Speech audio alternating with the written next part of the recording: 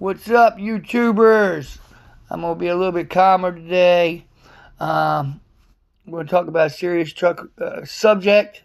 As always, this is Straight Talk with Trucker D.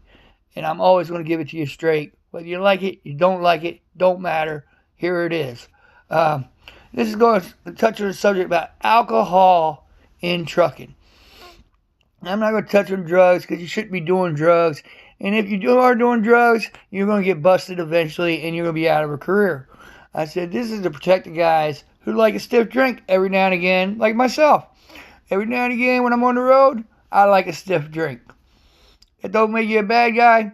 That just means you like to have a little extra something with your meal before you go to bed. I said, there ain't nothing wrong with that. I ain't against drinking. But I'm going to give you some tips of what to do to keep your job.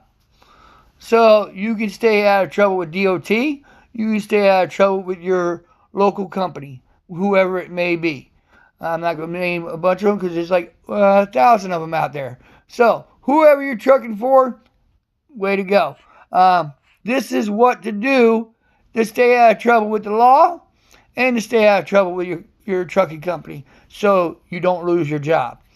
I'd say, number one, if you want to drink after you get done with the day, learn how to get in on the right side of your truck. That's number one.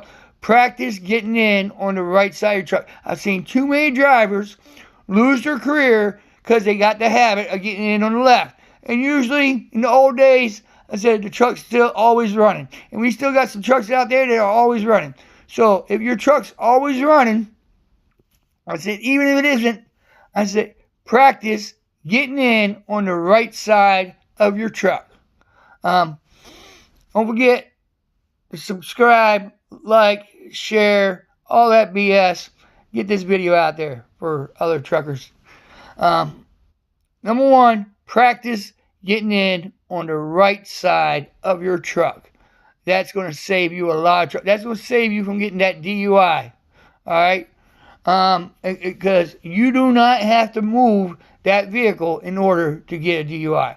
All that has to be is you behind the wheel with the car running. Period. I said, even you're going out to the bar, I say you decide you need to sleep it off, get in the right side of the car. Do not get in the left side. Get in the right side. Practice getting in the right side. Uber, great tool these days. All right, that's number one. Number two, I say go with the rule, an hour per beer. Make sure you're completely sober before you take off in the morning. I said, understand, beer will dehydrate you, so drinking water will speed up the process. It'll hydrate you. It'll get that alcohol out of your system. So, I mean, I would keep it under 8 beers per night. And say if you keep it under 8 beers, that's 8 hours. You got 10 hours. You got a 10-hour break. I said you should be able to be good to go with 7 or 8 beers the prior night. By the time you wake up, you might have a little hangover. That's not my problem. That was your choice to drink. Deal with the aftermath. All right. Make sure you're 0.0 before you take off. That's rule number 2. Make sure, 1, practice getting in on the right side. 2, make sure you're perfectly sober before you take off in the morning. You want to be 0.0. Not 0.1, not 0.2. You want to be 0.0. Because let me tell you something. You may not get a DUI. I say, but when you get busted at the scale house and you pull up 0.1 or 0.01 or 0.02, your company may say, bring that truck back to us because you're done. Out of a job. What? Now you're looking for another job. I say that's a pain in the rear. I say, so make sure you're sober. 1, practice getting on the right side of the truck. 2, I said make sure you're sober before you take off in the morning. All right. Number 3 thing to do to make sure you maintain your job and stay out of trouble with the law. I say, because this is the last thing you want to happen.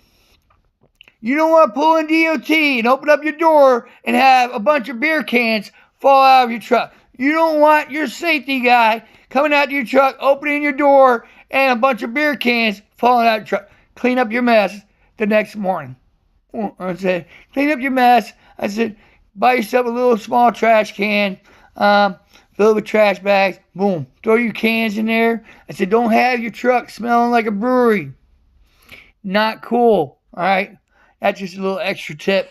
But one, practice getting it on the right side of the truck. Two, make sure you're sober before you take off. You do not want to get busted at the scale house. 0.01, 0.02. You may not get a ticket, but you're probably going to lose your job. That's it. Number three, get the beer cans, the empty beer cans out of your truck. You don't want them falling out at the scale house or at the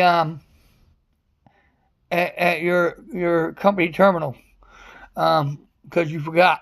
I mean, because you got busy and boom. Just make sure you do that the next morning. Get rid of it. Otherwise, keep it upright. Keep on trucking. God love you. Godspeed. Trucker D, out for now. Y'all have a great night.